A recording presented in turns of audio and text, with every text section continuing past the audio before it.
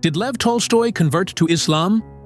In our last episode about Tolstoy, the triple extremist, this question kept appearing in the comments. In Russia, the question of whether the great writer became a Muslim is actually a hot topic of discussion.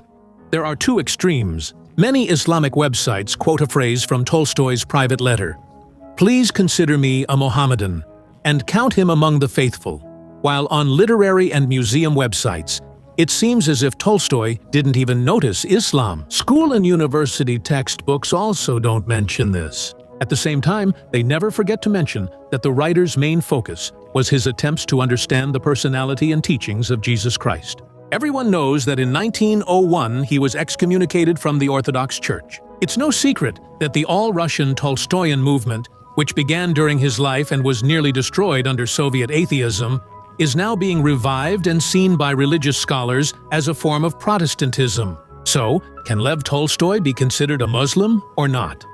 What was the final spiritual choice of the genius of Russian and world literature? Let's determine if Tolstoy had any interactions with Muslims and what he knew about Islam. He may have had more personal contacts and knowledge than any other classic of Russian literature. At 13, his family moved to Kazan, an ancient city on the Volga that kept its own images. Tolstoy in Kazan, the grandfather of the future writer Ilya Andreevich, was the governor from 1815 to 1820, and his grave is still preserved there to this day. In 1844, the young Tolstoy entered Kazan University in the Department of Oriental Languages of the Faculty of Philosophy. He then transferred to the Faculty of Law, studying there for under 2 years. Although brief, Tolstoy studied Arabic and Turkic languages here with Mirza Kazım Bek, a leading Russian Oriental Studies scholar. Studied does not necessarily mean that he mastered them, of course, so we can only speak of his first acquaintance with Arabic and Turkic. In 1851, Nikolai, the writer's older brother, convinced him to join him in the North Caucasus, where Tolstoy spent nearly 3 years in a Cossack village by the Terek River. He traveled to Kizlyar, Tiflis, Vladikavkaz, and joined military actions, initially as a volunteer, participating in what official chronicles called the pacification of the Caucasus. This conflict revolved around the Russian Empire's colonial expansion into eastern lands, inhabited by peoples with various beliefs. Some followed ancient pagan cults, others Orthodox Christianity, but most practiced Islam. Today, the customs of groups like the Chechens, Ingush, and Ossetians are still shaped by Adat, traditional mountain pagan practices. Lev Tolstoy directly interacted with the people of this multinational and complex world. The majestic nature of the Caucasus, knowledge of the daily life and customs of the warring sides, and the understanding of characters shaped by the spirit of the mountains and Islam. These appeared in Tolstoy's autobiographical novella, The Cossacks, the stories The Raid, The Cutting of the Forest, and later in Haji Murat. When he returned to Russia, the writer wrote in his diary that he had grown fond of this wild land, where war and freedom are so strangely and poetically intertwined. He remembered his Caucasian Kunak friends for the rest of his life. Once, a young and reckless count lost at cards and was facing a debtor's prison, but he was saved by a Chechen named Sodomy Serbiev, who completely won back his losses. Tolstoy wrote the famous Sevastopol stories during the Crimean War, while commanding an artillery battery in besieged Sevastopol. His bravery earned him the Order of St. Anna and several medals. In Crimea, he witnessed both the war's heroism and tragedy, as well as the customs of the indigenous Crimean Tatars. Moreover, some of the most important ideas that emerged during those years allow us to see in the young officer, the later Tolstoy, the preacher. In Crimea, he began to dream of founding a new religion, a purified and practical religion of Christ. Later, he corresponded with Muhammad Abdo, a well-known reformer of Islam who became the chief mufti of Egypt in 1899. He was both a student and associate of pan-Islamism theorist Jamal ad-Din al-Afghani. Communication with the Arab scholar, a native speaker and tradition bearer, became crucial for Tolstoy as he translated hadiths into Russian. Tolstoy considered knowledge of the hadiths to be just as important for Russian readers as knowledge of the wisdom of other peoples.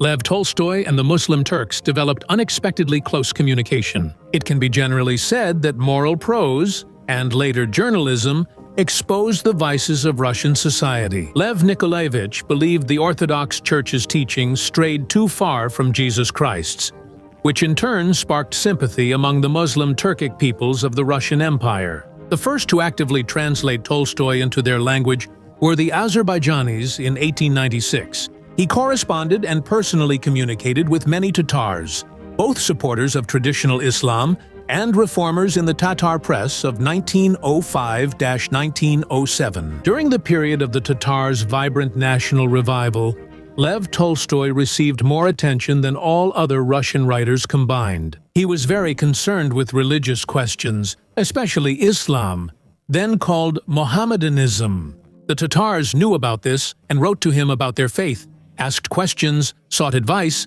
and debated with him, and he replied to them. The Tatars not only wrote to Tolstoy, but also traveled to see him at Yasnaya Polyana. The topic of Tolstoy and the Tatars is extremely broad. At the end of the 19th and the beginning of the 20th centuries, there was probably not a single Tatar writer or public figure who, in one way or another, did not turn to the works and teachings of Lev Nikolaevich Tolstoy. Sheikh Qasim Subayev wrote to Tolstoy from Kazan, to the great teacher of morality. On behalf of all Muslims of Russia, I express my gratitude for teaching us and all peoples, regardless of religion or nationality. And, moreover, you are a great teacher of life. You worked, describing the life of the Bashkirs in a small but valuable work, the story Ilyas, which I translated and published. Here, another of the Muslim peoples of Russia is mentioned, the Bashkirs, whom Tolstoy visited in 1862 in the village of Korolik for kumis treatment. Tolstoy never visited Islamic countries, but learned about Islam from Caucasians, Tatars, and Bashkirs. His Islamic journeys covered the North Caucasus, Astrakhan, Orenburg, Bashkiria, Tatar settlements in the Volga and Penza regions, and Crimea. Tolstoy's correspondence with the Tatar Asfandiar Voinov became especially well known in Russia. Outraged by the decision of the Synod, the main body of the Orthodox Church, on February 22, 1901, to excommunicate Lev Nikolaevich, Voinov wrote to him from Istanbul. I admit, when I read about how they treated you, I shuddered for you. Yes, may the Almighty save and protect you. Tolstoy responded quite kindly to these letters from Istanbul. Your agreement with the main points of my faith, as expressed in my response to the Synod, brought me great joy. I greatly value spiritual communion with Muslims, he wrote to Voinov. However, Asfandiar Voinov and Tolstoy's correspondence drew Tsarist authorities' attention and appeared very dangerous to them. The growing authority of the writer among Russian Muslims required immediate action, so the task of discrediting the writer was entrusted to the Kazan missionary Yakov Koblov, who published a major exposé article, Count Lev Nikolaevich Tolstoy and Muslims in Orthodox Interlocutor Journal. Thus, the polemic that Tolstoy conducted with the state church became, in many ways, a shared one for him and the Muslims of Russia, extremely important spiritually and very dangerous socially. Tolstoy's courageous example inspired many Muslims to revive their ancestors' faith and make it equal amid the country's democratization. Well, as for the acceptance of Islam, here is a quote from a letter written to a woman who asked Tolstoy for advice on what to do. Her sons were planning to convert to Islam. Strange as it may be for me to say this, since I value Christian ideals and Christian teachings above all else in their true sense. For me, there can be no doubt that, in its outward forms, Islam stands incomparably higher than Orthodox Christianity.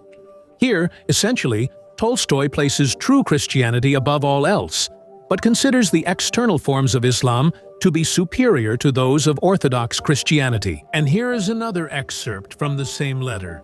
If a person is given only two choices, to adhere to Orthodox Christianity or to Islam, then for any reasonable person, there can be no doubt in the choice, and everyone would prefer Islam. This phrase is often considered evidence of the writer's conversion to Islam, but it only says that if one must decide which of the two official churches is preferable, the choice would be in favor of Islam.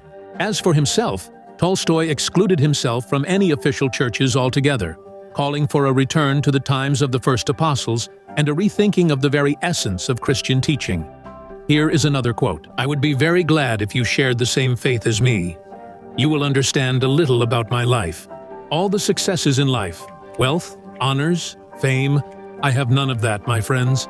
Even my family turns away from me. Some liberals and aesthetes think I'm insane or feeble-minded like Gogol. Others, revolutionaries and radicals, consider me a mystical blabbermouth.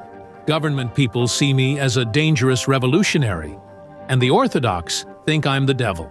I admit, it's hard for me, so please, just see me as a good Muslim, and then everything will be fine." Yasnaya Polyana, April 1884. But we must not forget that while searching for the truth about Jesus and recognizing himself as a good Muslim, he was no less fascinated by Buddha and Confucius. He kept a close correspondence with devotees of different spiritual traditions, including Mahatma Gandhi, and featured their texts in his well-known daily reading list. And finally, one more quote.